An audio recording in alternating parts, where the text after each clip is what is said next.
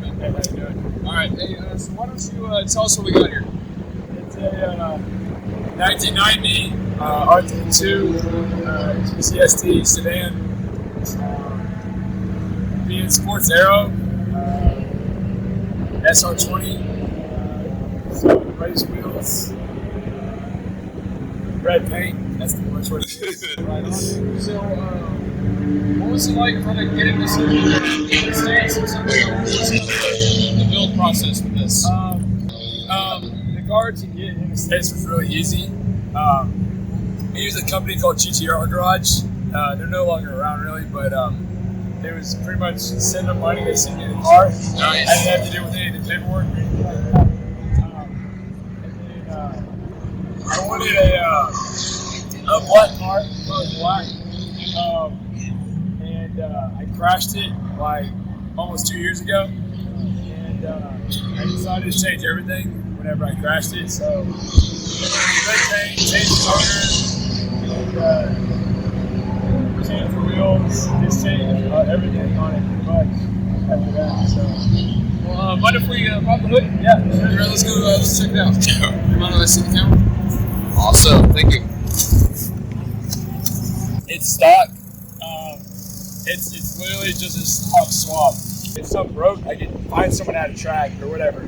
Because for the Skyline, you can't pull stuff off like the shelf here in the States. Yeah, I was actually going to ask you about that because this is it's got to be a little bit of a contact sport. Yeah. So I'm sure it must be tough finding replacement parts. Right. So yeah, definitely like just trying to make it as reliable as possible. Yeah. That I can easily source. So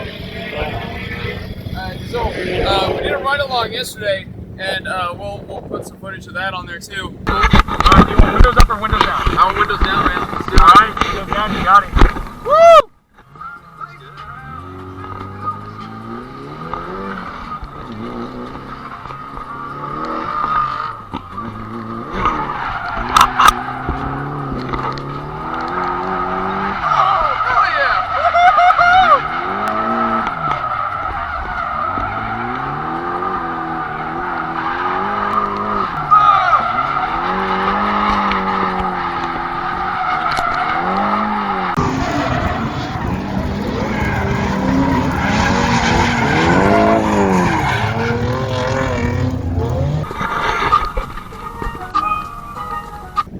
You were telling me you got some new knuckles. So what kind of upgraded hardware are you working with? Yesterday was the first day that I put on the knuckles. They're heat maker knuckles, made by Julian Jacobs of Team Animal Style, right in California. It's pretty crazy, man. The amount of angle that I have now makes it real fun to drive. It changes the car a lot. Yeah, we got some really awesome footage. Good, just sending it. So trying to. Yeah, it looks like you're not holding anything back. Looks like a lot of fun. Mind if we check out the inside? Yeah, that'd be awesome. Here, man, can I take a peek? By the way, thank you, Andre. Helping film. No problem, man. Man, that's very clean, dude. Like the bride seats. Yeah. Very nice. Yeah. Weird question. Did it take time adjusting to driving on the right side? No, not at all. It's like it just cleans. Awesome. Yeah, there was no learning curve or anything. It was like really weird. So it worked out. So what kind of events do you get in? All Star Drift. They have a couple different series. Yeah, there's a couple different series now in Texas. Lone Star Drift, the Club Blue Skies in San Antonio. Yeah. And then we have some local guys in Houston that kind of hold events quarterly. So we do those. I've done Final Bout, Super D. Nice. I've driven in Japan. No kidding. Yeah. That's awesome. So, been in New Orleans. That was fun. I try to go to the bigger events nowadays and kind of make it a weekend vacation kind of thing instead of so it makes it a little bit more special. So are you from the Houston area? Yeah. Right on. Houston, Very cool. yeah. Looking awesome. Yeah. Well, we've got some fun stuff to check out. Yeah. Well, that's super cool, man. How long did it take you to build these? To the point where I bought the car, it had had a good motor. It had a differential. It had coilovers. Like really all I did was just kind of the first like year, 2 years, I tried kind of just like change it aesthetically. Put this body kit on it and some wheels and change the hood and stuff like that.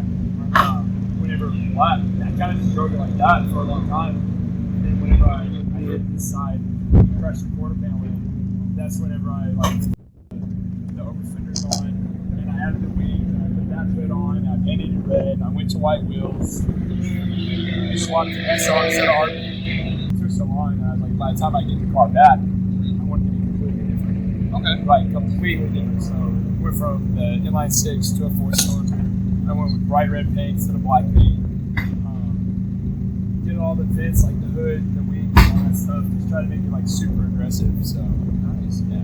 So how did you start driving? I started driving.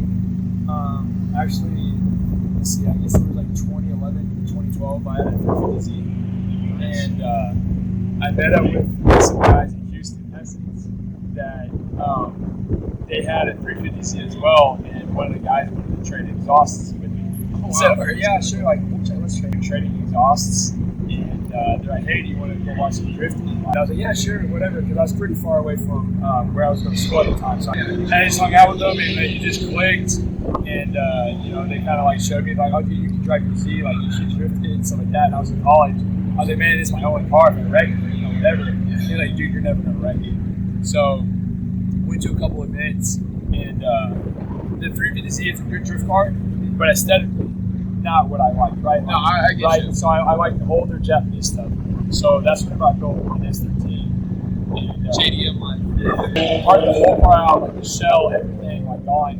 And bought this thing and imported it. So Yeah. I've heard of like a lot of horror stories, like people trying to import their own cars from like the wrong place. yeah. You know, like they get it Europe or South Africa or something, Yeah. and it's like, oh no, it's not gonna Yeah, work. I mean, there's a lot of documentation, and like all the documentation has been translated from their native language to English and stuff like that.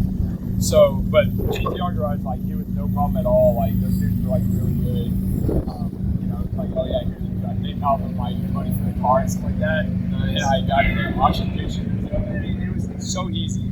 I think people might get in trouble when they try to do it themselves, just trying to save some money. Yeah. I think that's whenever trouble occurs. But Do you have any advice for people trying to start racing themselves? They're just now getting into it. yeah, you should always try to do it within your means. Don't try to compete with other people. Okay. And do it for like yourself. Because if you're trying to like spend a lot of money and do all that stuff, like it'll really mess you up in the long run, like life.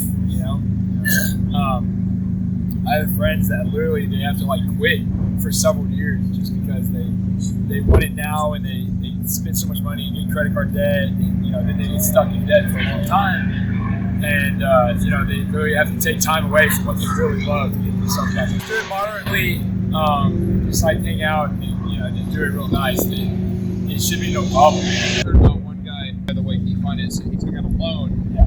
bought a rally car, Yeah. raced it, and then sold the car to pay off the loan. Yeah, It's like that's pretty risky. Yeah, So, it is, man. Like whenever I sold my S13, I poured it all out. The amount of money I spent on this car was less than what I had spent building the S13. Oh, So wow. I actually Right had on. money left over. That's fantastic. And I was like, well, like, why would I ever build another car whenever it's cheaper just to go buy one? The whole build, not buy, like, brag about that stuff. Yeah. Trust me. I mean, yeah, it is your own car, you start from scratch or whatever. But, like, build, not buy.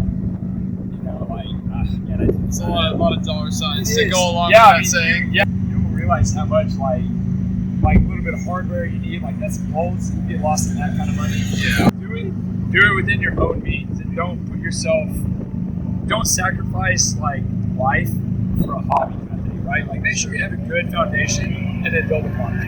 Right So, on. yeah. Thanks, man. Hey, no problem. Good luck. All right, appreciate it, guys.